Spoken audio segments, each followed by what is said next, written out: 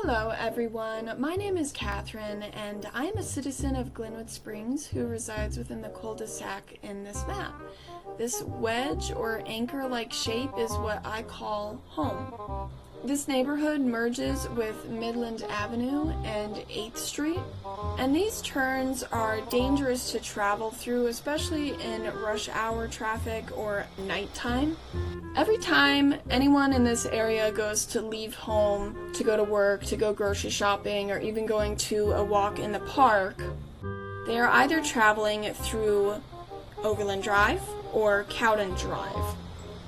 The danger is preventable, though, with the right safety countermeasures according to the Federal Highway Administration, the Public Department of Transportation, and Street Evolutions, documented by Post-Independent, a local news outlet.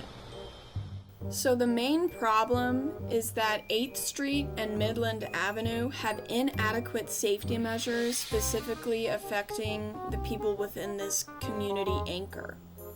On April 3rd of the year 2024, my husband and I were rear-ended by a driver who ironically lives in the same area we do.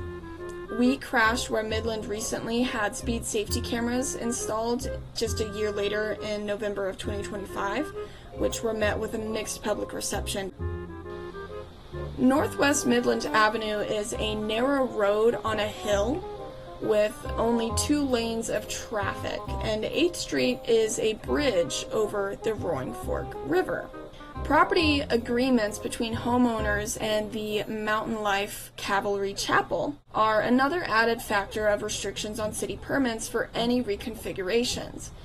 Total reconfiguration of this quarter-mile radius in the near future is impossible. So the question is, how can the city of Glenwood Springs improve their crash rates here like the one I went through in 2024 if they can't completely reroute it? There are a couple of effective measures that are limited only by funding and prioritization rather than by environmental and legal restrictions. My suggestions are based on street signs and features already present. Multiplying these features would make the area much safer, and they've been proven through studies of crash data from around the country and the world to reduce fatal crashes. So my first proposed solution is speed bumps. I have 2 specific locations in mind. One would be towards the entrance of the parking lot for Veltus Park. Having a speed bump before the entrance to this parking lot could help prevent T-bone crashes here, which are pretty likely and plausible due to the lack of turn lanes.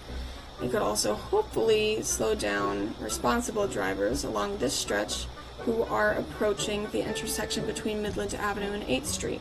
Speaking of 8th Street, just along this road, I would also like to add a speed bump here so that people who are coming downhill know to slow down due to the fact that there are people that are coming out of Cowdin Drive, whether they're on foot or also in a car.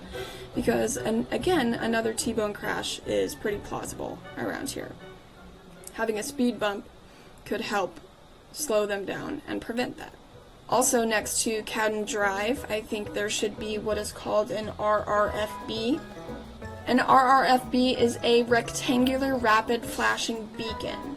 This feature could also be a dual signal sign for hidden driveway due to the fact that these trees create quite the blind spot.